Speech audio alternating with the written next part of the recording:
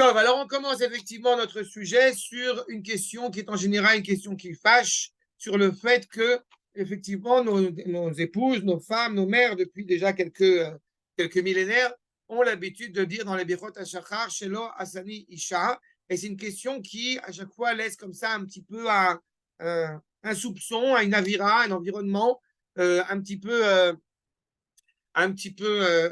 gêné de savoir comment répondre à ce genre de propos. Alors, il y a ceux, effectivement, qui vont expliquer qu'il y a une époque, les maîtres étaient assez, comment dirais-je, assez anti-féministes, assez, on dirait, chauvinistes en hébreu, mais enfin macho en français. Et donc, par conséquent, eh bien, effectivement, la femme était dépréciée, elle n'était pas à sa juste valeur. Et puis, nous avons à l'inverse une sorte de mouvement qui naît particulièrement cette dernière génération, qui vient expliquer que la femme, en réalité, elle est supérieure à l'homme et que par conséquent, eh bien, justement, elle a une valeur particulière et qu'en réalité, eh bien, c'est pour justement eh bien, soutenir la femme que on va prononcer ou on va essayer de sortir des méandres dans lesquels on peut se retrouver face à cette bracha. Je pense qu'il y a un moment donné, je le dis dès à présent, mais on va ramener évidemment les sources, je pense qu'il faut arrêter à un moment donné d'être infantile, voire même, comment dirais-je, voire même attardé quand on veut aborder ce genre de problématique. Parce que de mettre l'homme en inférieur et la femme en supérieur, ou même l'inverse, est en soi, j'ai envie de dire, c'est rentrer déjà dans le problème. C'est rentrer déjà dans, encore une fois, dans une impasse pour ne pas savoir y répondre. Cependant, on a des sources et les sources que je vous ai ramenées vont essayer un petit peu d'aiguiller notre propos. Vous avez tout d'abord, dans le traité de Menachot, Makor numéro 1, Rabbi Meir, n'est-ce pas, qui explique Chayav Adam levarer shalosh brachot bechol yom, elu en she'asani Israël, shelo asani isha, shelo asani bour. D'accord? On a trois brachot qui n'ont pas été retenus là à l'akha, puisqu'on a retenu shelo asani goy ou shelo asani eved, mais déjà dans l'aiguillage de Rabbi Meir, on a effectivement l'évocation de ne pas avoir été donc fait, je rappelle, à ça, donc c'est un processus de ne pas avoir justement eh bien, abordé cette notion d'être né femme qui apparaît déjà. Et alors on s'interroge effectivement le parallélisme qui pourrait exister entre donc l'ignorant, entre le goy et entre la femme qui semblerait être dépréciatif. Enfin, je tiens à rappeler dès à présent que quand effectivement eh bien, l'homme et la femme, je vous le rappelle, eh bien, ont été façonnés comme pas seulement une seule neshama, n'est-ce pas, qui est donc dos à dos ou côte à côte, mais comme un seul corps. C'est qu'en réalité, il y a un postulat fondamental, c'est que justement cette notion de Adam dans son entité profondément accomplie et totale est constituée d'un élément masculin et d'un élément féminin, avec évidemment des notions essentielles, des paramètres essentiels qui les diffèrent l'un de l'autre. Mais on va y revenir. D'abord, voyons le commentaire de Rashi sur les enseignements de Rabbi Meir. Ainsi, il est inscrit, Makor numéro 2, Deisha nami shifra le baala ke eved le rabo. Delenial mitzvot isha le eved shovim.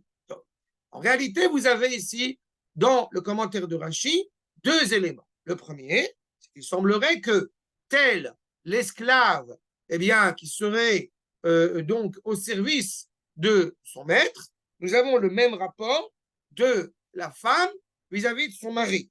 Et puis, d'autre part, vous avez ce rapport au mitzvot qui est inéluctable, encore une fois, où la femme a beaucoup moins de devoirs à faire, en tout cas de mitzvot concrètement en acte, à faire que l'homme. Donc, nous avons ici deux propos que, même si vos épouses eh bien, ne sont pas présentes sur la vidéo, je pense que vous considérez que vos épouses sont en train de se tirer les cheveux. D'accord?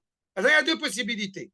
Ou alors, Rabbi Meir, je rappelle quand même le mari de Brouria, n'est-ce pas? Pour ne pas le citer. Ou alors, Rabbi Meir, eh bien, il est profondément maladroit dans son propos. Ou alors, il semble qu'il y ait une compréhension, une interprétation de notre part qui semble problématique, qui semble entendre quelque chose de problématique dans les propos tenus par Rabbi Meir. Quel serait le problème, Rabotai? Le problème, en réalité, et je vais comment dirais-je, enfoncer le clou, quand la femme a été façonnée, eh bien, le Satan a été façonné avec elle. Vous voyez, autre propos absolument exceptionnel et positif à l'égard de la femme. Donc, on a un problème. Le problème réel, Rabotai, je le dis dès à présent, c'est que en entendant que quand la femme a été façonnée, le Satan a été créé avec elle, même si mentalement, rationnellement, on entend bien que la femme et le Satan sont deux réalités distinctes, dû à l'influence du monde occidental, malheureusement, qui est absolument scabreux sur ce point, eh bien, on a transformé la femme en Satan. C'est la base de notre propos. Et par conséquent, toute réalité que nous allons attacher à la femme aura constamment une connotation négative, alors que ce ne sont pas les propos tenus par nos maîtres. Dois-je dès à présent vous rappeler que les enseignements de Rabbi Meir à cet endroit-là mettent en évidence quelque chose de très important. Oui, c'est un privilège de naître Israël.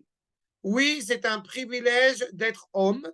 Et oui, c'est un privilège d'être un homme érudit. Ou oui, c'est un privilège de ne pas naître esclave. Eh bien, je tiens à vous signaler dès à présent qu'en réalité, c'est une responsabilité. Il est beaucoup plus facile de ne pas, on va en ordre graduel, il est beaucoup plus facile d'être esclave.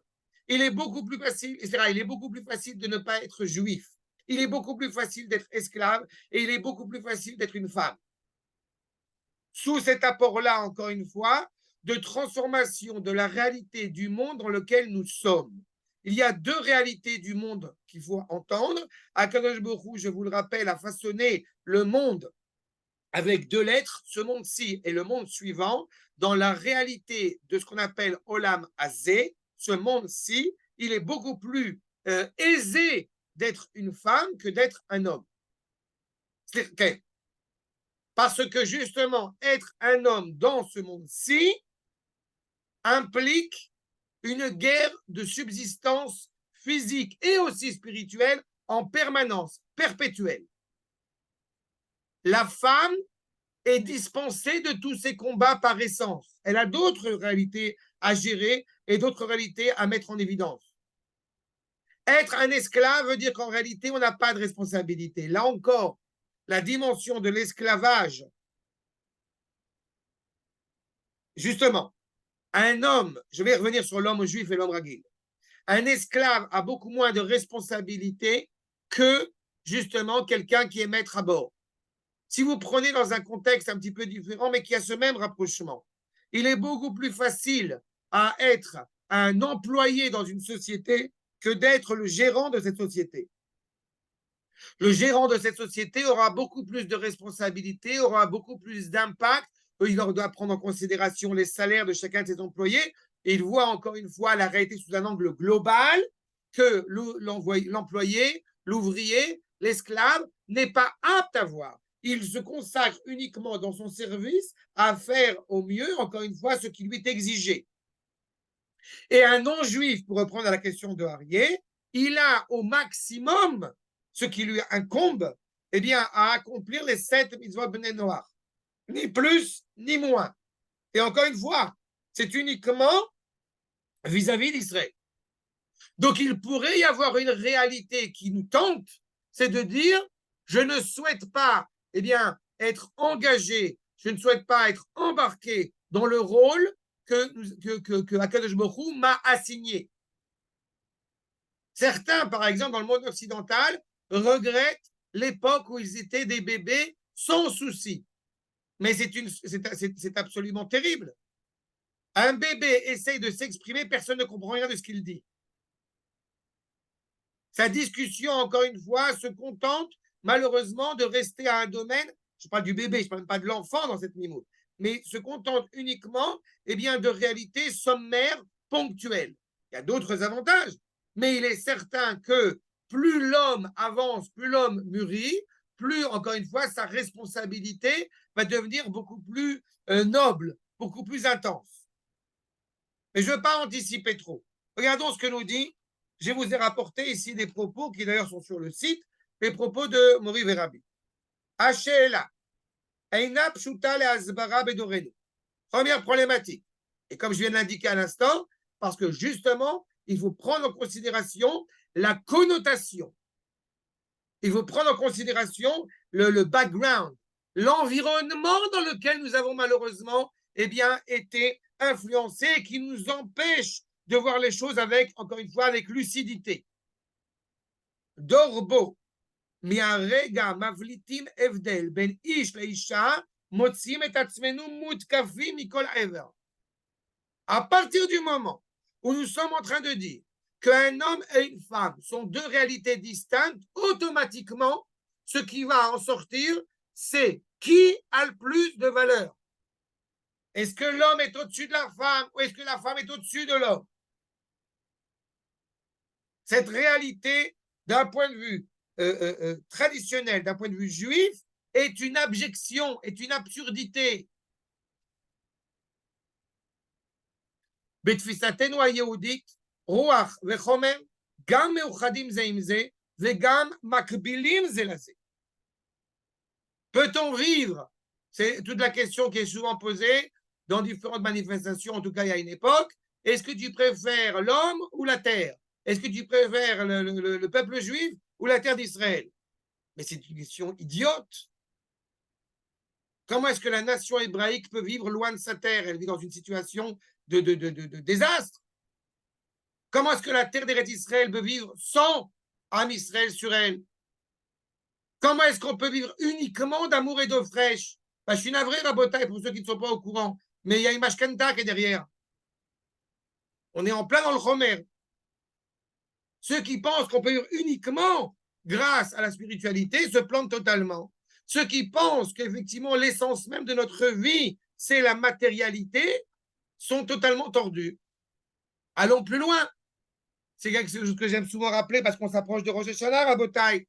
Yom Erat Olam, le monde a accouché de l'homme. Mais où l'est? Qu'est-ce qu'on va lire dans la lecture de la Torah, Bezrat Hashem, le premier jour de Rosh Hashanah? Adam Arishon, non. On va lire la naissance de Yitzhak Avinu. Je n'ai pas compris. On parle de la création du monde. On devrait lire le pamphlet, le manifeste de Darwin. Qu'est-ce que tu me parles de Yitzhak Avinu maintenant? Réponse. Le monde a de sens, le monde a de sens, a de finalité d'être vécu que si, encore une fois, il porte lui un sens. Et ce sens est énoncé par justement nos matriarches qui sont, selon un certain commentateur, tombés enceintes à Rosh Hashanah. Le monde a de sens que pour Israël. Et Israël, de l'autre côté, avec tout le sens qu'il a, toute la valeur qu'il a, se réalise sur terre, dans une réalité matérielle. Donc le Ruach et le Chomer sont deux réalités qui sont, encore une fois, indissociables l'une de l'autre. Alors, qui a inventé ces notions de spiritualité et de matérialité? C'est les Grecs. Dois-je rappeler, Rabotai, que chez les Grecs, vous avez le fameux androgyne. Mais le androgyne, pour nous, dans la Mishnah, c'est une mutation. C'est une anormalité. Donc, l'androgyne, ce n'est pas Adam Arishon. Ce n'est pas qu'il est à la fois masculin et à la fois féminin. Il est moitié masculin, moitié féminin. Il est tout entier constitué. Et encore une fois, c'est insondable aux yeux de l'esprit humain. Mais c'est certainement pas justement une déformation. D'ailleurs, je me permets de vous rappeler, juste pour la parenthèse, que celui qui est androgyne, ce tum-tum, il est stérile. Ce qui, là, une fois de plus, n'a rien à voir avec la notion d'Adam Arishon. Ce sont les Grecs qui vont séparer l'intérieur de l'extérieur, la spiritualité de la matérialité. La tradition juive ne va pas du tout dans ce sens-là. Comment, chez Prina Fizit, יש הבדל בין איש לאישה, כך מבחינה רוחנית, שכלית, רגשית ועוד. Abotai, qui est très à la mode dans cette génération, et dois-je le rappeler, ça n'existe pas de changer de sexe. prenez-le pour dit. On ne change pas de sexe. Non, je dis pas ça pour vous, évidemment. Mais cette réalité sociétale qui existe, où les hommes et les femmes prônent l'idée de pouvoir changer de sexe, cette notion-là, elle n'existe pas. On a fait de la phalloplastie, on a arrangé quelque chose d'extérieur. Ça n'a rien à voir avec, encore une fois, la dimension masculine ou féminine qui nous anime. C'est vrai ce que je dis spirituellement, et je suis navré sans vouloir vous effrayer. J'ai fait des recherches là-dessus il n'y a pas si longtemps que ça. J'ai découvert que même biologiquement, physiquement parlant, excusez-moi de rentrer dans ces détails sordides, mais sachez-le, eh bien, quand un homme a fait une opération pour essayer vainement de ressembler à une femme, il se trouve que le corps, eh bien, Benjamin n'est pas là, mais il y a d'autres qui ont fait médecine, eh bien, le corps, vous savez, le corps a une manière automatique de vouloir se guérir par ses propres moyens, et par conséquent, il décèle qu'il y a une blessure à cet endroit-là et il se ferme automatiquement. Ce qui signifie que celui qui a voulu faire une opération pour devenir soi-disant, comme on dirait en yiddish, Alek, une femme, eh bien en réalité, cet endroit se ferme, cet orifice se ferme automatiquement. On ne peut pas changer, encore une fois, la nature profonde dans laquelle le Créateur a décidé de nous façonner. Premier détail essentiel, et qui touche notre propos, justement. Quand on parle d'être né femme ou d'être né homme, cela n'est pas défini en fonction des détails, en tout cas pas essentiellement, en fonction des détails biologiques, visibles de l'extérieur. Non, il y a une dimension supérieure à cela. Je me rappelle quand j'ai étudié, quand j'ai étudié à la fac, j'ai demandé au Rosh Yeshiva, j'ai demandé au Rav, Mamash lo, en aucune manière possible. La Neshama, encore une fois, d'abord la Neshama, elle est ni masculine ni féminine. Mais la Neshama, elle va être dans un corps qui est habilité justement, eh bien, la Neshama, c'est encore une fois la révélation de la volonté d'Akadosh Baruch Hu. Il ne serait pas envisageable que Akadosh Baruch Hu, eh bien, ait façonné une contradiction interne. Par contre, ce qui est certain, c'est que si on a maltraité à la fois la dimension masculine et à la fois la dimension féminine dans, encore une fois, particulièrement le monde occidental, cela a des répercussions absolument dramatiques. J'ai demandé, ça me revient, je rebondis là-dessus, j'ai demandé il y a des années de cela, il y a près de 30 ans de cela, à Mori Verabi, sur le fait que pourquoi est-ce que dans le domaine que j'étudiais, qui était, je rappelle, l'art dramatique, eh bien, pourquoi le théâtre, pourquoi est-ce qu'on voyait beaucoup de gens avec des idées totalement tordues? Et la réponse que le Rav m'a donnée, et que je gardais jusqu'à aujourd'hui, c'est le fait qu'il y ait une sensibilité qui est nécessaire à ce domaine de prédilection. Dans tous les domaines artistiques, il faut qu'il y ait une sensibilité qui soit particulièrement développée. Eh bien, cette sensibilité, si elle n'est pas animée par le Kodesh, automatiquement, elle amène à l'inverse. Et là, oui, je rebondis sur ce que tu as demandé, Shimon. Il est évident que cette Neshama qui est tombée dans ce corps, eh bien, ce corps va développer une sensibilité par un certain nombre de paramètres, par un certain nombre de critères, et que cette sensibilité a sa place quand elle est encore une fois animée par le Kodesh. Donc, en étant animée, en endossant le rôle qui lui est donné d'accomplir tel ou tel mitzvot en tant qu'homme ou en tant que femme. Grave. Okay. J'ai une question par rapport à ça. C'est pas dans le fait de changer de sexe ou quoi que ce soit, c'est plus dans le fait des attirances. Par exemple, je connais un enfant. Quand j'habite en France, je le connaissais, je connais sa famille. C'est une famille, en tout cas, ça a l'air avec des arachim, vraiment. Genre, c'est quelqu'un que je connais vraiment. C'est une famille avec des arachim. Ils ont un enfant. Je me souviens toujours, depuis qu'on est enfant, vraiment, il a toujours été un petit peu comme ça, efféminé. Et cet enfant-là, genre, je sais pas si. Je veux savoir un avis vraiment, genre, style, est-ce qu'on peut naître comme ça en aimant les femmes, en aimant les hommes, ou alors en ressemblant un petit peu à une femme, ou alors c'est la chevra, c'est quelque chose qui l'a fait changer. Est-ce que c'est quelque chose de TV ou est-ce que c'est malheureusement, c'est innaturel, quoi, en fait? Je vais me permettre de faire, je ne peux pas faire trop de digressions Ou sur alors, ton Zelo la sujet. Inyan Dayom, je ne sais pas. mais je vais quand même vous recommander, vous allez sur un site très sympathique qui s'appelle ravbenita.com, sujet d'actualité, et là-bas, il y a un cours que j'ai donné sur ce que j'appelle les inclinaisons erronées. C'est-à-dire, si vous avez des questions après avoir visionné ce cours là-bas, il y a des sources qui sont là-bas, il n'y a que des sources de Chachamim, allez voir ce cours là-bas, et si vous avez des questions, avec plaisir, j'y répondrai après. C'est-à-dire, mais j'ai traité de cela déjà, mais encore une fois, c'est pour bien définir la problématique qui nous occupe sur cette dimension masculine et donc cette dimension féminine. C'est-à-dire, seuls ceux qui veulent, c'est ce que dit le Rav, avant de s'interroger sur la problématique du garçon qui va être attiré par le garçon ou la femme qui est attirée par la femme, avant ce genre de broutille. Mais réfléchissons nom de nom sur la valeur de ce que c'est qu'un homme et ce que c'est qu'une femme. Sur la valeur, encore une fois, qui est, définie, qui est déterminée en tant que garçon, en tant que femme, et qui n'est pas définie par le rose ou par le bleu ou par je ne sais quoi d'autre. Allez, on va arriver à ça. Je vais arriver sur le Shelo Hassanish. Justement, il y a une profondeur dans le Hassani Kirtsono. On va y arriver. Là. Mais réfléchissons bien sur ce postulat-là. Non, ma question, Raph, c'était la Malonéma. Pourquoi c'est pas écrit chez Hassani Ish, mais c'est écrit chez Lo Hassani Isha? Parce que là, on voit que la question que tu demandes, elle implique deux questions. Elle implique la négativité et elle implique la spécificité d'être née femme.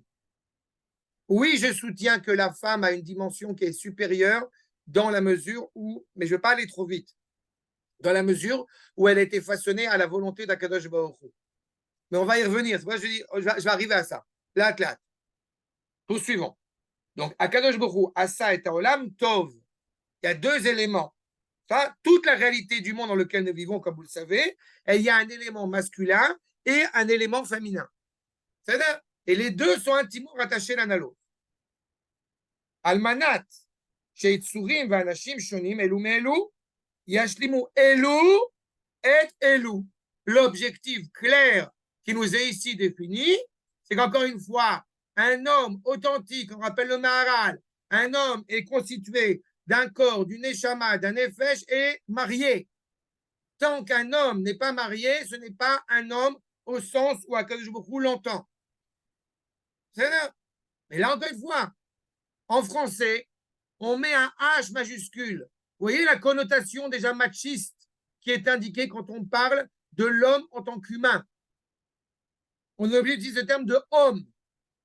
Et l'homme et la femme, en plus de ça en français, sont deux sémantiques totalement distinctes l'une de l'autre. Vous n'avez pas cette problématique, par exemple, en anglais. Man, woman. Les deux sont intimement liés. Et comment est-ce qu'on va dire justement, eh bien, l'homme avec le H majuscule en anglais? Human being. Il n'y a rien de définitif. Il n'y a rien, ce n'est pas genré, human being. En français, le problème, c'est que dès qu'on dit l'homme, et on n'a pas d'autre mot parce que c'est le terme qui est utilisé, automatiquement, on a déjà aiguillé notre propos. Alors qu'en réalité, dans la conception hébraïque, eh bien, les deux, Ish, Isha, sont intimement liés. Et je vous rappelle par la même occasion que dans le Tanakh, quand on parle de Ish, on parle d'un homme important. Comprenez dès à présent que ce rapport de Ish à Isha implique que les deux doivent avoir une existence, encore une fois, valeureuse dans leur dignité, de respectabilité dans leur dignité. C'est pas tout homme né égaux, tout homme est né égaux en droit et qu'on est obligé de rajouter dans les théories féministes tout homme et femme. Non, parce que dès qu'on dit tout homme et femme, ça voudrait dire qu'il y a une distinction de respectabilité. La tradition hébraïque ne pense pas comme ça, ne parle pas comme ça. L'homme et la femme sont égaux dans la dignité qui doivent, encore une fois, les honorer à leur titre d'homme et de femme. עכשיו, התרבות המערבית השולטת בנו כיום אינה מסוגלת להבין זאת, וגם אינה רוצה להבין למרות כל העובדות המטפחות על פניה. On est obligé, avec tous les phénomènes de MeToo et de balance ton arabe, ton porc, pardon, et toute cette réalité-là, on est obligé, c'était pour la petite blague, on est obligé, encore une fois, d'essayer de donner une valeur à une femme Parce qu'en réalité, on l'a déprécié, on l'a méprisé bien avant. Mais Rabotai, je tiens à vous, je vais peut-être répondre à Shimon sur ce point, parce que ça me paraît essentiel. Quand la femme va dire Shahasani Kirtsono, il faut l'avoir en tête. Vous êtes un jeune propriétaire et vous avez un terrain, vous allez construire une maison. Qu'est-ce que vous faites? Vous allez chez l'architecte.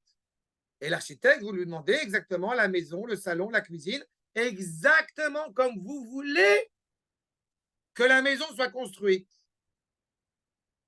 Et puis, vous avez le résultat. Et le résultat, étrangement, il est différent de ce que vous aviez imaginé au départ. Ça veut dire qu'en réalité, vous avez le monde de la réalité et le monde de la vérité. Et ce sont deux réalités distinctes. Le monde dans lequel nous vivons est censé être la continuité du monde souhaité, du monde de la vérité. Le Yud, n'est-ce pas, qui vaut 10 en Gematria, et le Hei qui est 5, et la continuité, on trouve le Yud, le petit Yud qui est dans le Hei, qui a été encore une fois encadré par la complexité de ce monde-ci. C'est-à-dire qu'en réalité, vous avez une nuance de taille entre ce que j'avais voulu au départ et ce qui va être façonné au résultat. La femme a ce privilège de dire chez Asani Kirtsono, il n'y a aucune distinction entre la valeur, entre la volonté du Créateur tel qu'il avait voulu façonner la femme au départ et le résultat final. C'est la base, c'est le point de départ. L'homme n'a pas cette prétention. Et je répète, la remarque la plus évidente et la plus simple à gérer, ce serait de dire « je déserte ». Je ne veux pas endosser la responsabilité. J'étais beaucoup plus libre quand j'étais célibataire. Maintenant, je suis père de famille, j'ai des responsabilités. Alors qu'en réalité, c'est un privilège d'être père.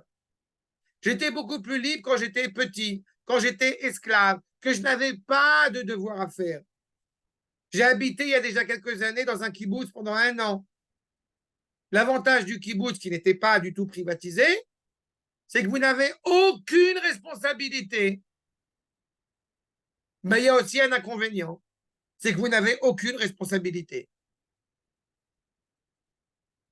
Donc, la démarche naturelle de l'homme, de l'esclave, encore une fois, ce serait de dire, il me serait beaucoup plus facile de ne pas endosser de responsabilité. Je répète ce que j'ai dit tout à l'heure dans les propos de Rabbi Meir, qui a dit chez Lohassani Bourg. Mais vous ne vous rendez pas compte à quel point de savoir les choses et de voir ce qui s'y passe et pas en accord avec ce que nous savons, combien cela est frustrant. Mais ça serait beaucoup plus facile d'être bête. Dès que vous avez ouvert un livre dans votre vie et vous êtes en train d'étudier le processus pour amener à la Géoula du peuple juif, mais vous êtes encore une fois dans un état de détresse.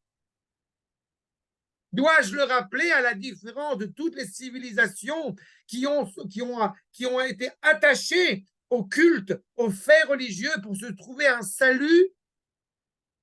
Et donc, par là même, c'est ce que va dire Freud, comme vous le savez, et Marx, l'opium du peuple, on va s'attacher à la religion, ça va nous libérer, mais être juif, je vais le dire un peu avec mes mots, mais être juif, c'est une galère.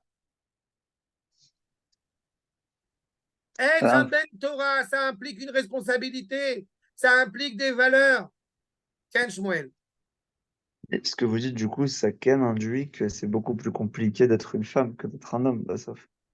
Dans ce monde-ci, pas dans le monde suivant. Alors, comment, quand vous avez commencé, vous avez dit que c'était beaucoup plus compliqué d'être un homme qu'une femme? Dans ce monde-ci, l'homme a des valeurs, a des qualités qui vont lui permettre de conquérir le monde. Mais conquérir le monde, ça veut dire mener la guerre. Qui fait la guerre, mais c'est plus facile pour lui d'être là. Exactement. Mais il a besoin d'un, comment on dit dans le bateau, le gouvernail.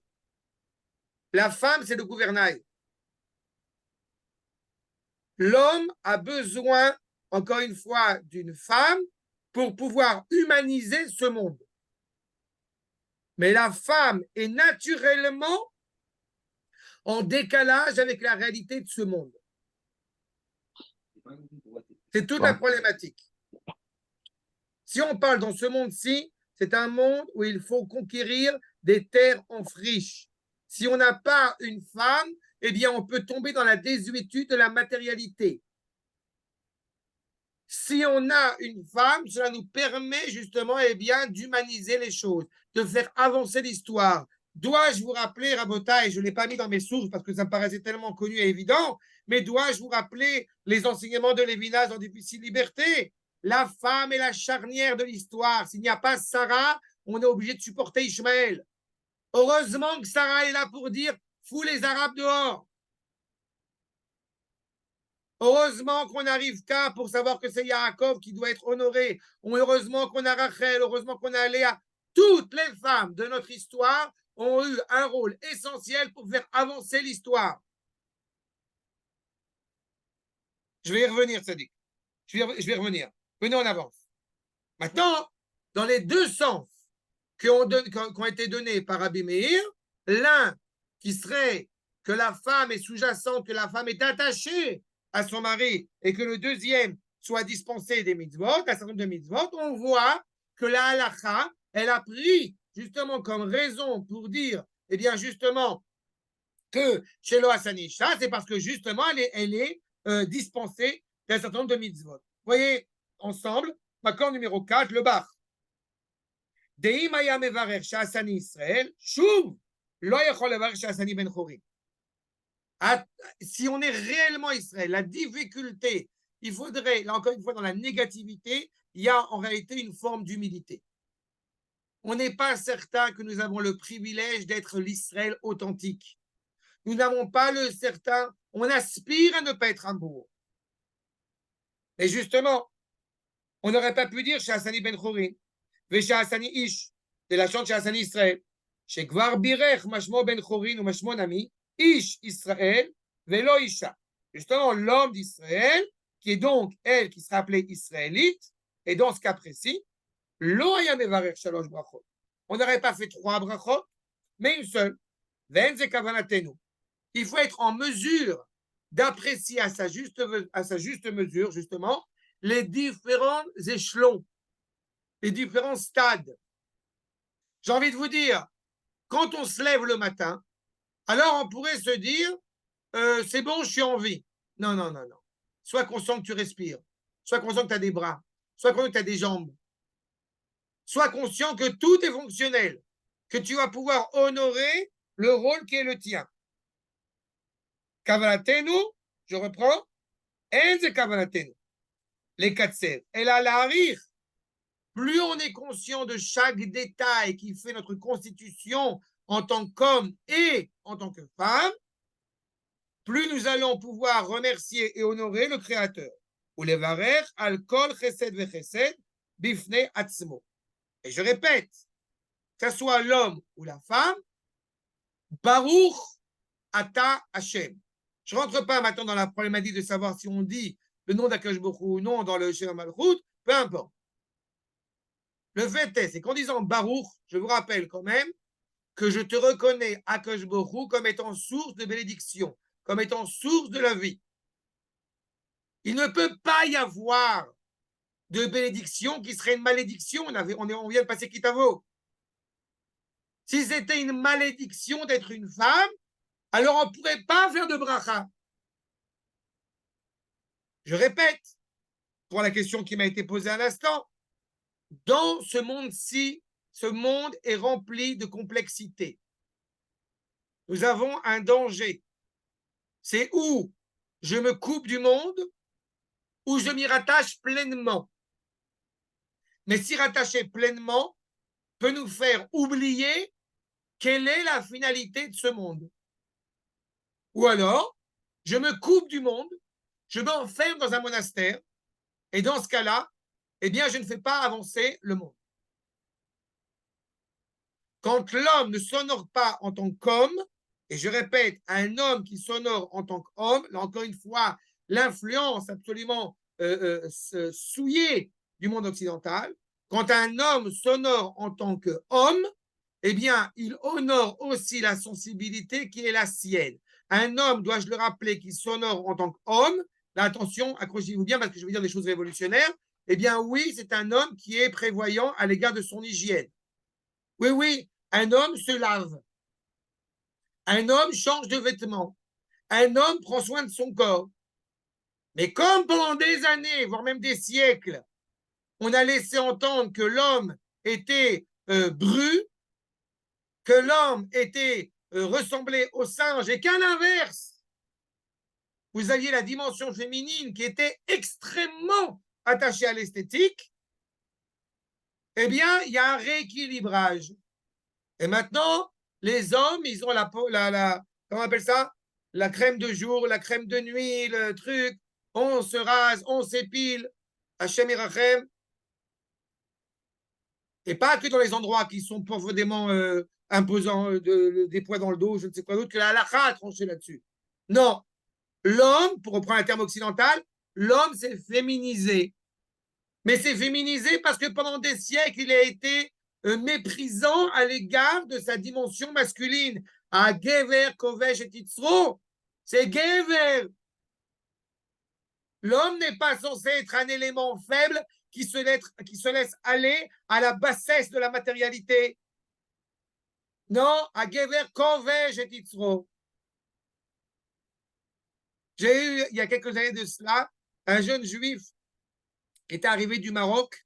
C'était assez marrant d'ailleurs, parce qu'il dépeignait sans filtre quelle était sa vie de jeune juif au Maroc. Et j'essayais d'adoucir les mots qu'il tenait, parce que c'était profondément, comment dirais-je, profondément scabreux. Il expliquait qu'effectivement, au Maroc, il s'éclatait partout avec des juifs, des arabes, avec tout le monde. Et je lui disais, et ta sœur? Pas Marlène, pour ceux qui ont la référence. Et ta sœur? Non, non, ma sœur, elle ne sort pas de la maison. On a un distinguo masculin, féminin dans les populations orientales qui est absolument méprisant à l'égard de la femme. Et en réaction à cela, vous avez le monde occidental qui va dire quoi? Il n'y a plus de distinction entre l'homme et la femme. Et nous n'appartient ni à ce camp-là, ni à celui-ci. Je répète, mais on va y revenir. Regardez, s'il vous plaît, les Tosafta, Makor numéro 5. Rabbi Yehuda Omer, Shalosh bachot chayav adam levarer bechol yom.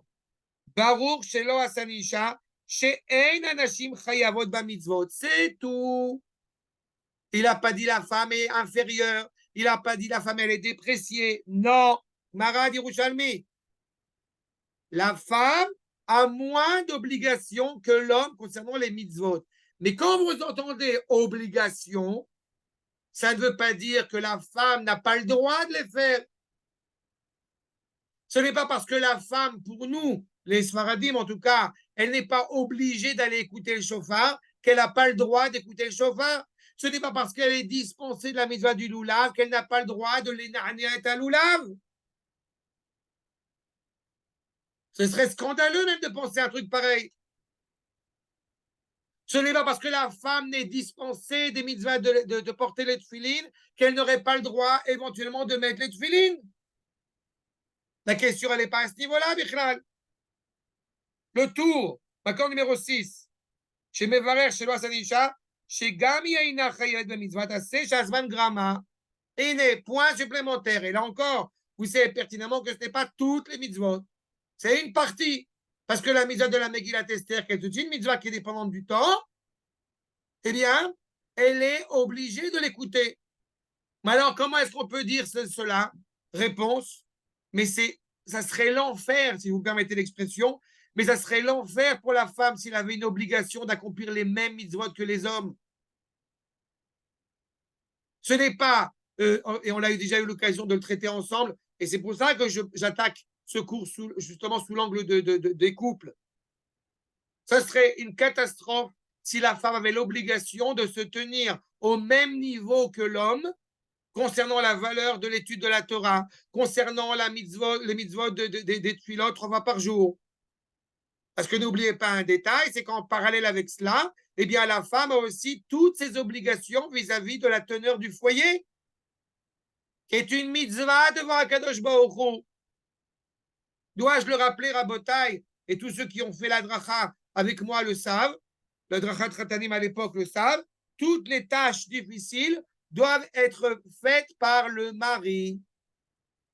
Et quelles sont les tâches difficiles? Ça peut être sortir la poubelle, ça peut être repasser, ça peut être coudre, ça peut être plein de choses. Donc, vous voyez bien encore une fois que selon strictement la halakha, il n'y a aucun rapport dépréciatif à l'égard de la femme. Rav, faut plus dire ça. Faut plus dire ça, Rav. Abotai, un autre makor ilchati, Vakasha, makor chaim, makor numéro 7. Là, je vous ai ramené pour le moment que des makor ilchati. Qu'on ne vienne pas me taxer après. Oui, c'est à cause des sionistes. Ken, c'est la femme qui vit les choses difficiles. Il y a des choses qui sont objectivement difficiles. Porter un sac lourd, il est évident que c'est à l'homme de le porter et pas à la femme. Ken, Makor Chaim dit Makor numéro 7. Chez Birer Shelo Asani Isha, Itkaven, chez regardez bien les propos du Rav Chaim David Alevi. Itkaven, chez chez Rashuva Imamash Kamoto, elle est aussi importante que lui.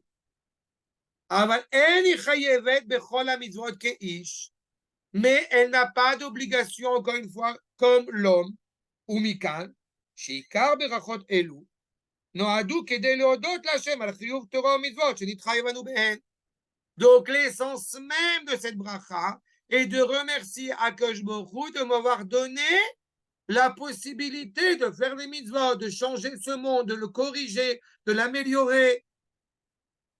C'est pour ça que je continue à prétendre qu'à la base, le problème, il n'est pas par rapport au rapport homme-femme, il est à la base le rapport que nous avons à l'égard de la Torah elle-même.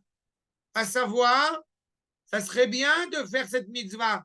Quoi? Encore une mitzvah? Ah non, ça me saoule.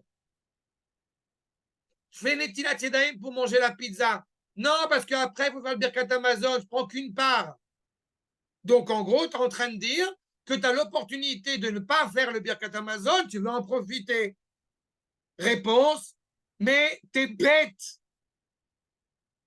Tu as l'opportunité de faire 4 brachot. Tu as l'opportunité de faire une mise à Deoraïta. Mais va manger la pizza. Regarde, j'ai mangé un bout de gâteau. Je dois fermer une chaloche ou je ne dois pas fermer une chaloche. Mais mange encore du gâteau. Comme ça, tu pourras fermer une chaloche. Qu'est-ce qu'il faut être crétin pour arriver à une conclusion en tant que juif? Oh, ça me gonfle la Torah. On est obligé de faire des livrets de Torah toute la journée? Oui. Le Ben Chorin, c'est celui qui est au sec Torah. Qu'est-ce que vous avez plus grand que ça? L'authentique liberté, c'est d'être rattaché à la Torah. Foutez-moi la paix. Laissez-moi en train d'étudier la Torah tranquillement. Donc, Bevadaï, qu'il y a malheureusement une problématique de fond qui ne saisit pas le rapport que nous devons entretenir à l'égard de la Torah. Quand une femme va faire une machine à laver, qu'elle va prendre le linge sale pour le laver, alors la réponse de l'homme, valeureux, moi je bosse toute la journée, toi tu ne fous rien. Mais quel abruti, excusez-moi, il n'y a pas d'autre mot. Qu'est-ce que c'est que cette compréhension totalement erronée du sens de la famille, de la valeur de la famille? Mais quand ta femme, elle a bougé une fourchette, tu dis merci à Kadosh Baruch Hu de t'avoir épousé. C'est clair le point? Poursuivons. Le Rav Eli Munk écrit comme cela. vous avez dans Olam התפילה, בנות מתוקות שלי, אתן מפריעות לי כרגע. תודה. תסגרו את הדלת בבקשה, בנות יקרות שלי. avant que je vous éclate la tête. אבל, je reprends. Non, c'est mes filles, c'est pas ma femme. Ma femme, je lui directement. Oh, voilà. Reprenons. Aïcha Yehudit, Bim Yuchat, Sheruta Peter Elohim Mekiuman, Patar Elohim, Mekiuman Shel Mitzvot. La femme juive, là encore une fois, il n'a pas dit la femme religieuse, il a dit la femme juive. Elle a cette compréhension-là. Que Akadosh Baruch Hu l'a dispensée de l'existence des mitzvot. Assez.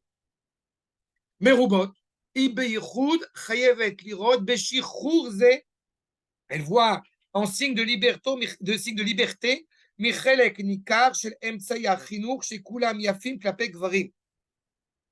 La femme doit saisir que le fait qu'elle soit dispensée, encore une fois, de ce joug, et elle le verrait sous un mauvais angle en disant que pourquoi est-ce que les hommes ont le droit de faire ça et moi je ne pourrais pas. Ce qui n'est pas ce qu'elle était écrit du tout.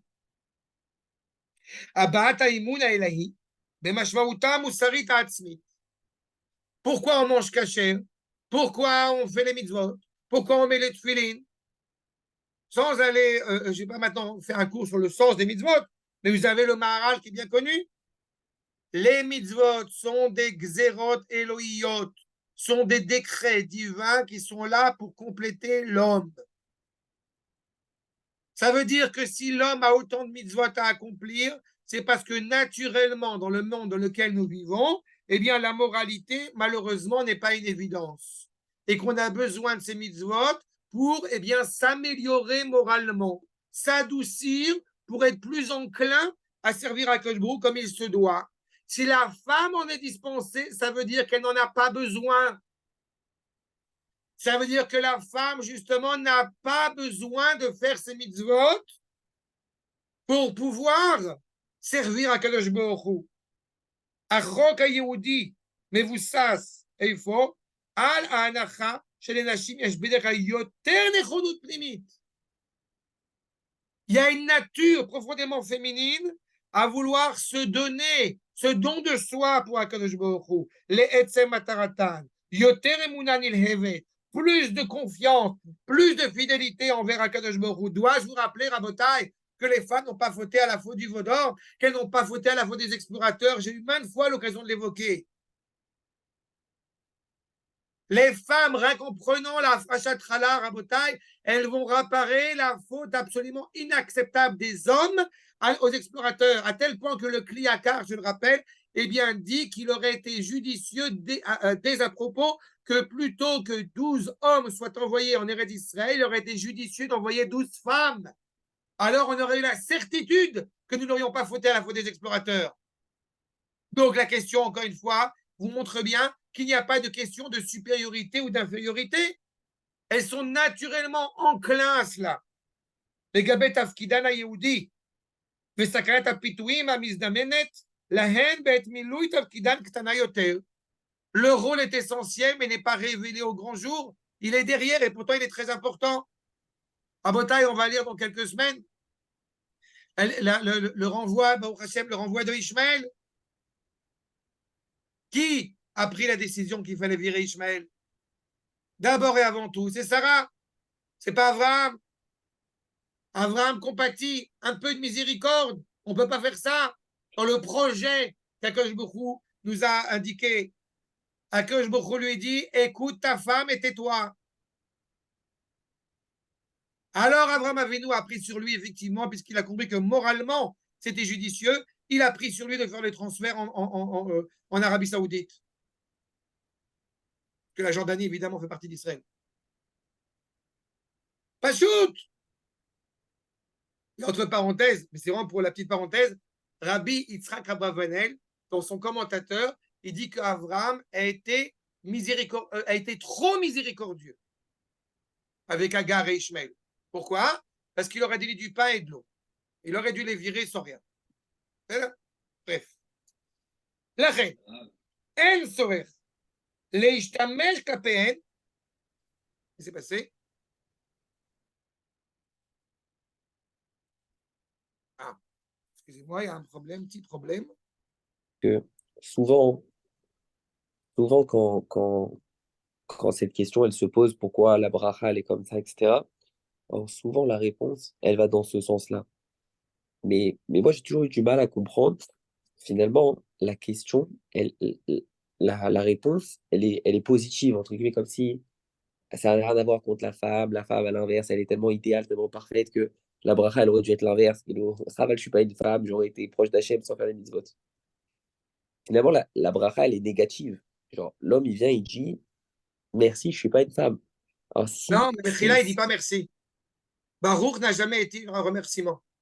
Non, ok. J'ai dit que Baruch, Ok. c'est une reconnaissance. Il n'y a pas de problème, mais c'est-à-dire que quand même, je tourne ça d'une manière négative. Je tourne ça. Rachamim ont tourné ça d'une manière négative. Parce que je répète, il est, encore une fois, beaucoup plus facile, beaucoup plus judicieux, beaucoup plus aisé, encore une fois, je dois le prendre dans un autre contexte, il est beaucoup plus facile d'être un enfant que d'être un adulte. Est-ce que ça veut dire automatiquement qu'il vaut mieux être un enfant ou vaut mieux être un adulte? Mais que c'est négatif. Tu serais tenté de. Et on te dit à l'inverse. La nature humaine irait plus dans ce sens que dans l'autre.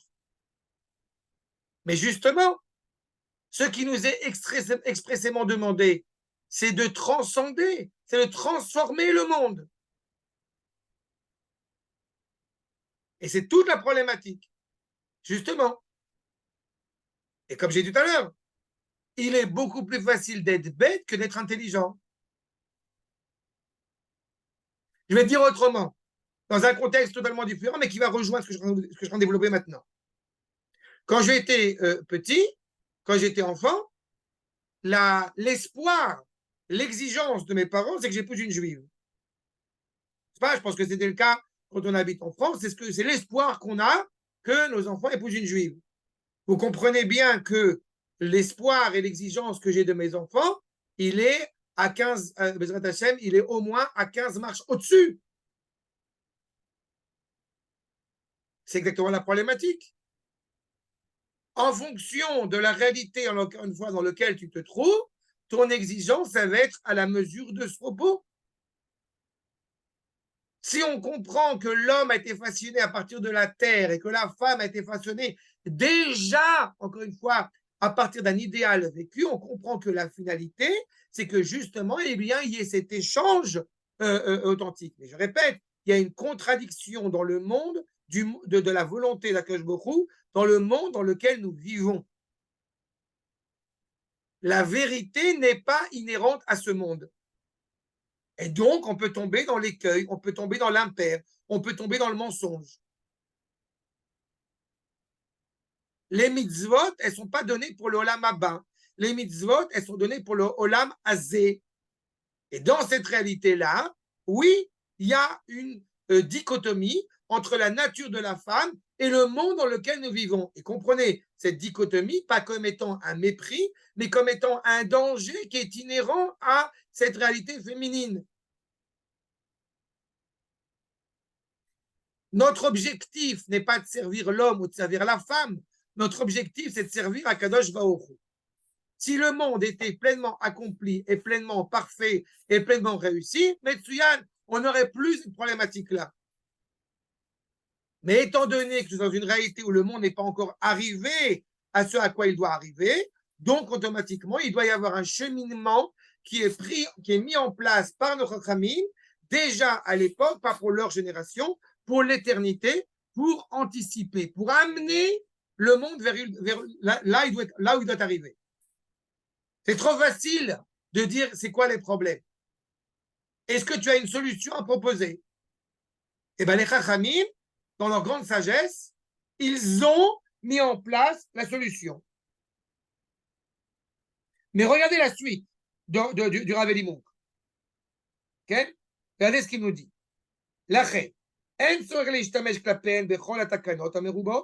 Elles n'ont pas besoin de tous ces décrets. Qui sont là pour mettre en garde, n'est-ce pas, les hommes. Ah, je n'avais pas fait attention. Michila, j'ai fini. Chazak. Beruachzu, omeret aisha ayehudit, bechol boker u boker, et aberacha shasani kirtzono. Lo rak mitoch achnaa zvila kekabalat achlatat Hashem. Pas seulement comme une sorte de réalité passive d'accéder, n'est-ce pas, à la parole d'Akadosh Baruch Hu, à la décision divine, Kim, Beregashot, Riuvim, Bechlet, les sentiments positifs. Betoda, Amuka, oui, une reconnaissance profonde, une joie sincère, Simchakena, chez Bora Asaoto, Ota Kirtsona. Comme je l'ai indiqué, ce n'est pas une nouvelle mode, c'est de mettre en évidence le fait qu'il n'y a aucun espace, aucun écueil entre la volonté telle que j'avais envisagée, telle que je l'avais rêvée, j'ai envie de dire, à la maison, et telle qu'elle est sortie au résultat. כלומר, לפי הרצון והחפץ שלא יתברך בצורה שמצא חן בעיניו, qui a trouvé grâce aux yeux d'Akadosh Baruch Hu. Ça, c'est le sens de Hasani Kirtono. Donc, il y a encore une fois, là aussi, il faut bien comprendre avec exactitude ce que signifie cette notion de ratson. La ratson, ce n'est pas un désir. On parle de la volonté d'Akadosh Baruch Hu. Donc, on parle encore une fois d'une évidence, c'est que la volonté absolue, définitive du Créateur est en cohérence totale avec la manière dont la femme a été façonnée. Ce qui est mis en danger, c'est que si on n'apprécie pas, eh bien, dans le monde, cette réalité de la femme à sa juste mesure et qu'elle est dépréciée, alors automatiquement, eh bien, il y a un combat, justement, eh bien, d'égalité des chances, d'égalité des valeurs, ce qui ne doit pas être le cas. C'est clair, Rabotai? Ah, juste une question pour voir si Bémet c'est clair. Sur la bracha, du coup, chez Lo Hasani Isha. Okay. On n'a pas fini, hein, Hagab. Je vais devoir m'arrêter parce qu'il est 10 heures, mais quelqu'un je t'écoute. Le fait que moi, Gvar, je suis un homme, alors dans ma nature, c'est de me battre. La femme, du coup, c'est un matzav metoukan. Donc, je suis content de ne pas être une femme parce que je peux me battre vu que ça correspond à ma nature et à essayer de taken taolam. Et donc, je dis, comme je l'ai dit, comme je l'ai dit tout à l'heure, il faut un gouvernail, il faut un bateau et un gouvernail. Il faut des ailes et quelqu'un qui va t'orienter pour ne pas être désorienté. Non, un échelle sur pourquoi moi, du coup, je vais dire comme tout le monde a posé la question, à travers la négation, au final, de parce Shelo Hassani. que tu voudrais accélérer le processus. Tu voudrais arriver dans Olam Haba sans passer par Olam Hazé. La femme est déjà intimement rattachée à Olam Haba, dans son essence. C'est-à-dire, et l'homme est attaché à Olam Hazé. La seule manière pour l'homme d'être attaché à Olam Haba, c'est par le fruit de son épouse. Comme je l'ai dit, qui va humaniser les choses. S'il n'y a pas la femme, tu manges du blé. Grâce à la femme, tu manges du pain. D'un autre côté, tu m'entends? Oui, bien sûr. D'un autre côté, on a besoin de l'homme pour que, justement, il puisse y avoir ce blé. Quel est le statut le plus idéal? La neshama ou le corps? Évidemment, c'est la neshama, n'est-ce pas? Seulement, la neshama ne peut pas se révéler dans ce monde sans un corps. Eh bien, l'homme et la femme, c'est d'une certaine manière ce rapport du corps à la neshama. L'intériorité. Qu'est-ce qu'on dit? Cette expression bien connue que derrière un homme, derrière un grand homme, il y a sa femme. Alors, la femme, c'est la neshama ou l'homme? L'homme, c'est le corps. Justement, l'homme a besoin de pratiquer les mitzvot pour permettre à ce corps de toucher l'éternité. C'est ce corps qui doit être animé par l'éternité. La femme est naturellement animée par cela. Elle n'a pas besoin de décret du haut pour lui dire justement de se corriger parce qu'elle est naturellement animée à servir à Kadosh Baruch Hu. Elle est naturellement animée par des valeurs, encore une fois, de maturité spirituelle, ce qui n'est pas le cas pour l'homme. Il est animé par quoi alors, l'homme? L'homme, il est animé par essence par une matérialité qui par une matérialité qui se veut adoucie, qui se veut améliorer par le biais des mitzvot. Il est où le gvoul entre, quand je dis Shelo Hassani Isha, entre le fait que je suis content de ne pas être une femme par rapport à tout ce qu'on a dit, et si la femme c'est l'idéal, alors le fait que l'homme il se dirait, bah, dans ce cas-là, si c'est l'idéal, elle dit d'être une femme presque. Quand je dis femme, on ne parle pas, comme je l'ai dit tout à l'heure, on ne parle pas de rapport biologique. Mais l'idéal, encore une fois, serait d'être une femme dans une réalité, justement, où nous retrouvons cette unité. Et dans ce cas-là, il n'y a plus lieu de s'interroger sur ce rapport, encore une fois, homme-femme. C'est dans le futur. Dois-je vous rappeler, on touche un peu des notions de Kabbalah, je vais m'arrêter sur ce point, mais on n'a pas terminé parce que je vais vous citer ce que le Rav dit et ce que le Rav Kook surtout dit dans la Traya sur ce point. Je vous rappelle que le Yitzhak Avinu est appelé, justement au début de sa vie, Sitra des Nugve. N'est-ce pas? Vous ne pensez pas une seule seconde que Yitzhak Avinu, Chaz v'Chaïla, aurait justement quelque chose de problématique. Mais justement, Yitzhak, comme son nom l'indique, il rira dans le futur, il est naturellement rattaché à une réalité qui dépasse la réalité du monde dans lequel nous nous trouvons. Donc, il appartient à une dimension féminine. Par essence, cette dimension, justement, eh bien, de recevoir, d'être habilité à recevoir pleinement la bénédiction divine. Alors, Rav, en quoi c'est une bracha d'être un homme? Autant limite, c'est pas une klala, mais Adjif, il y a une femme, en fait.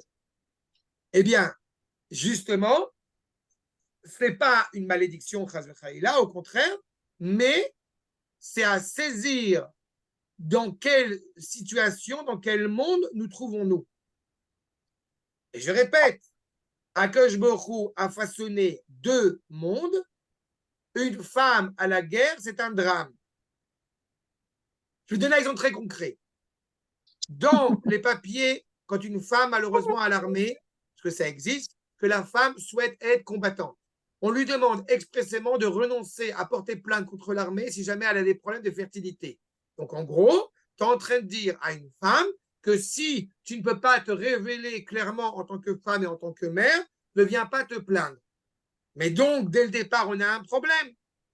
Dans le monde dans lequel nous vivons, la femme est faillible parce que ce monde ne lui convient pas. Non, cette action-là ne lui convient pas. Oui, mais c'est là, je dis ça de manière beaucoup plus générale. Le monde dans lequel nous nous trouvons, qui est un monde de combat, qui est un monde de conquête, eh bien, c'est un monde qui ne convient pas à, encore une fois, l'idéal féminin. Alors à l'inverse. C'est comme un malach qui descend. Exactement. C'est ce que dit Rav Mouk après. C'est exactement ça. C'est un malach qui est descendu sur Terre.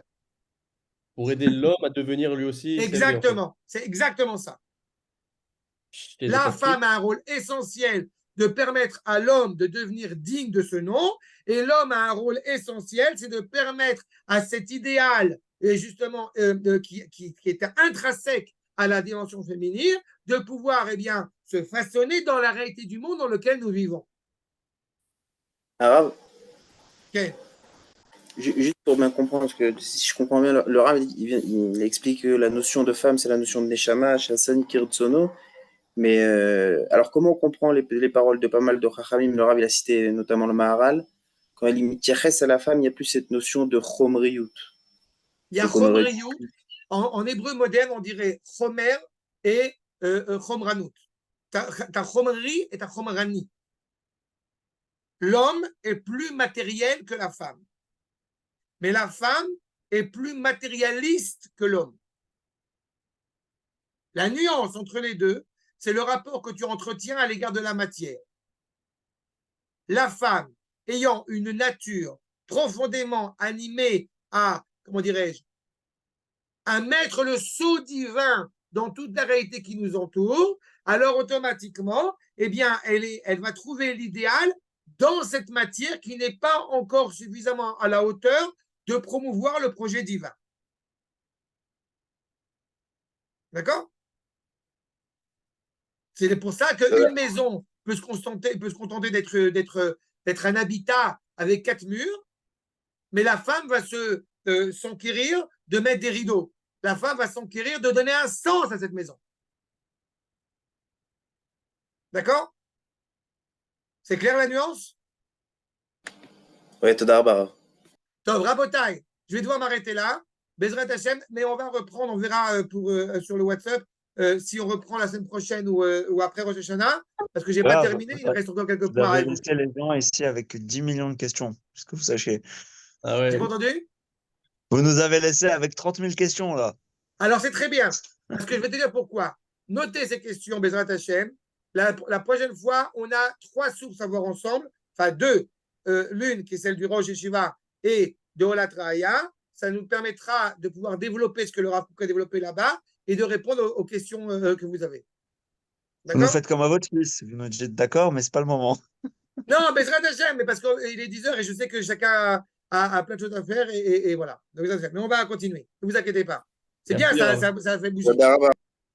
Shalom, Shabbat tov, Rav. shalom, shalom. Non, Ciao, bah, ciao. תודה רבה.